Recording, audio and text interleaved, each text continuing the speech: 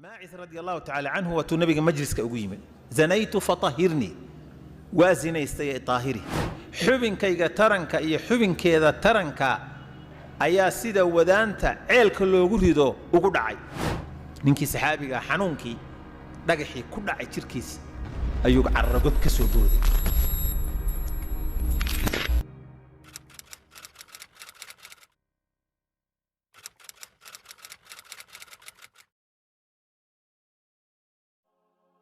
قال وحي إلى هلك ماعز وأحاطت به خطيئته رسولك وحيري والله وحان أركي إستغوا وبيدي جنة سيدا أقول قد قدوم يان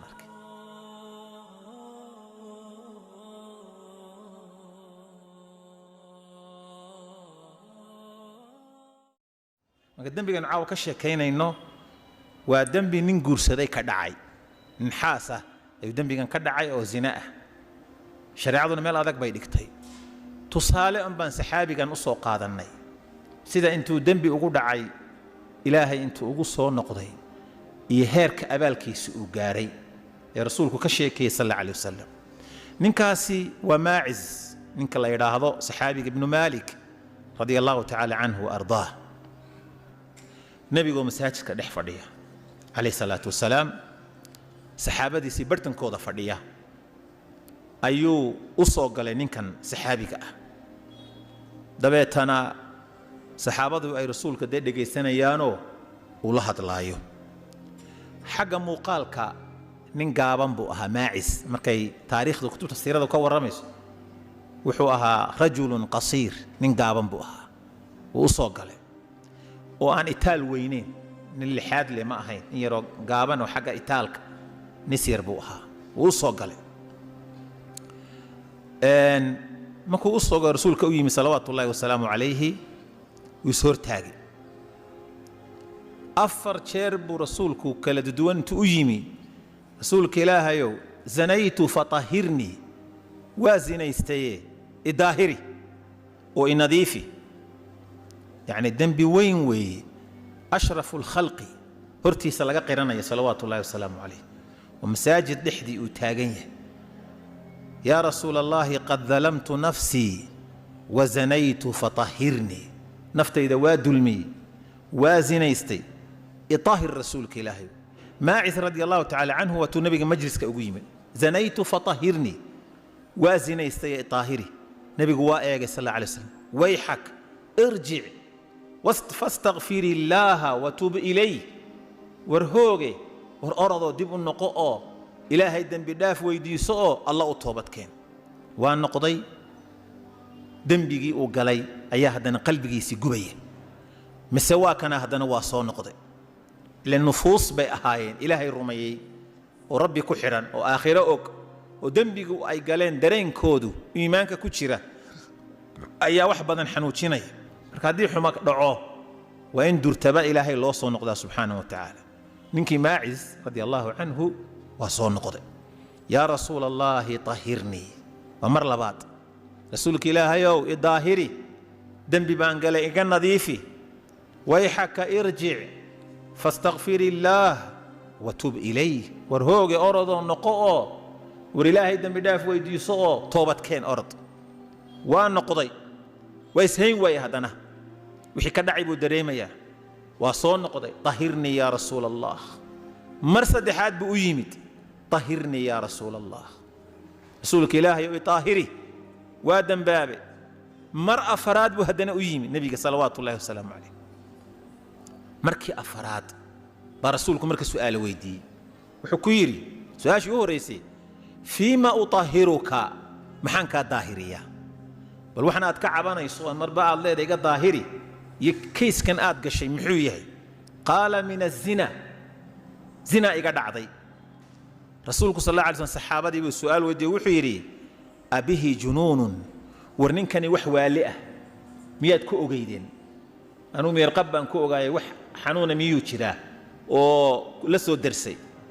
وكان سيد هذا النبي صلى الله عليه وسلم أنه ليس بجنون وحوالئة أن كان ما هيسو سؤال ودي وحيري أشرب خمرا طلب خمري بسوء عبيو حوغا miyuu dawaqsan yahay oo maxmiyaa si ka ah nin baa kacay raggii ka mida wuu ursaday in la baargo baxa qarmoon oo uraya weeye wuu ursaday bal in khamri soo cabay urtiisi laga dareemayo wax khamri ah iyo badaaba nin galay ma huwa ninka nadiifta ah markaas nabigu su'aal saddexaad ku celiyo wuxuu ku yiri azanayta warmiyaad sinaysatay faqala na'am ha markaas rasuulku wuxuu ku yiri sallallahu alayhi wasallam su'aal afraad weydiiyay la'allaka qabbalta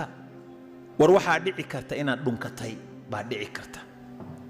aw ghammasta ama inaad taataabatayoo aad tuujisay baa dhici karta aw nadarta ama inaad eegtayoo isha u jabisay baa dhici karta qaala laa yaa rasuul allah may rasuulka ilaahayo intaa midna maaha waa ka sii fog tahay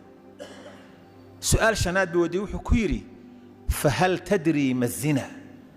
zinadu waxa ay tahay ma garanaysaa horta bal ii qeex zinadu waxay tahay bal ii sheeg nacam ataytu minha xaraaman ma ya'ti arrajulu min imra'atihi xalaalan xaaraan baan ugu tegey sida ninku xaaskiisa xalaasha ugu tago kale su'aashaas markaasuu wuxuu yidhi xubinkayga taranka iyo xubinkeeda taranka ayaa sida wadaanta ceelka loogu rido ugu dhacay yani wuu qeexayaa wuxuu rabaa in arrintu ay ka dhacday inuu caddeeyo rasuulku sallallahu alayhi wa sallam markuu intaa sheegay oo de waa qirasho meeshii u dambeysay buu qirtay ayaa rasuulku salawaatullaahi wasalaamu calayhi tahirnii uu leeyahay ayaa rasuulku wuxuu yidhi sallallahu alayhi wasallam xadkii waa in laga oofiyaa god ha loo qodo god baa loo qoday ilaa maxaan ku idhaahdaa miskihiisa ama halkaas simaha ka yara sarreeya xoogaa baa loo qoday hala rajmiyaa rasuulku yidhi salawaatullaahi wasalaamu calayhi dhagax lagu rajmiyey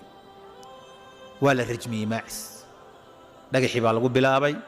ninkii saxaabiga xanuunkii dhagaxii ku dhacay jirkiisa ayuu carragod ka soo booday dabeetana waa la baaciyey nin kaloo ka hor yimidna dhagaxii baa lagu dhuftay adigu ninkii nafti baa meeshii kaga baxday saxaabadu way isweydiiyeen dhacdada meesha ka dhacday iyo sida wax u dhaceen ayaa saxaabadu eray bixintoodii way isyara weydiiyeen mid canaananaya iyo mid ammaanaya ayaa hadalkooda marka axaadiista aad fiiriso ayuu noqnoqonayaa qaar waxay yidhaahdeen halaka maacis wa axaatat bihi khati'atuh maacis waa dhintay wixii khalad ee ahaa ee u galayna waa haleeleen oo waa koobay qaar waxay yidhaahdeen toobad uu maanta toobad keenay maacis toobad la midaba maba ay jirto nebigu sal allahu alayh wasalam wuu soo baxay markaasuu faallo yaroo kooban ka bixiyey maacis ibnu maalik iyo rajmintii la rajmiyey wuxuu nebigu yidhi sal allahu alayh wasalam istakfiruu limaacis ibni maalik maacis ibnu maalik ilaahay dembi dhaaf u weydiiya faqaaluu gafara allahu limaacis ibni maalik markaase waxay yidhaahdeen maacis ibnu maalik allah u dembi dhaaf rasuulku markaasuu wuxuu yidhi laqad taaba maacizun tawbatan low qusimat bayna ummatin lawasicathu ninka maaciza wallaahi wuxuu toobad keenay towbad haddii ummad dhan oo ilaahay abuurtay oo arla degan toobadiisaa qof loogu qaybin lahaa ku filnaan lahayd buu nebigu yidhi calayhi salaatu wasalaam toobadiisaa ku filnaan lahayd ummad dhan sida ummadda soomaaliyeed oo kale sida ummaddan kiiniya oo kale ummad dhan oo ilaahay abuurtay ama kaba badan dee haddii loo qaybiyo qof walba waa ku filnaan lahayd toobadda marka uu qofku toobad keeno oo ilaahay u soo noqdo alle wuu kugu jeclaanayaa duu kaa toobad aqbalayaa waxaadan filayn oo aad u qiimo badanna waa ku siinayaa rasuulku wuxuu yidhi weli saxaabigii buu ka sii sheekaynaya laqad ra'aytuhu yatakhadkhadu fii anhaari aljanna wallee waxaan arkay isagoo webiyadii jannada sidaa ugu gadgadoomayaan arkay jannada intii webiga ku taallay isagoo kolba mid kan caana ka cab kan biyo ka cab kan malab kacab kolba mid isagoo u wareegaya ayaan arkay riwaayad kale waxay tidhaa waladii nafsu muxammadin allaha nebi maxamed naftiisu gacantiisa ku jirtaan ku dhaartaye innahu layanghamisu fii anhaari aljanna wuxuu dhex mukhuuranayaa oo dhex dabaalanayaa ee ku dhex jiraa webiyadii jannada buu nebigu yidhi calayhi salaatu wasalaam waa qiimaha uu toobadkeenku leeyahay oo dunuubta haddaynu ka toobad keenno jannaynu helaynaa weeye micnaha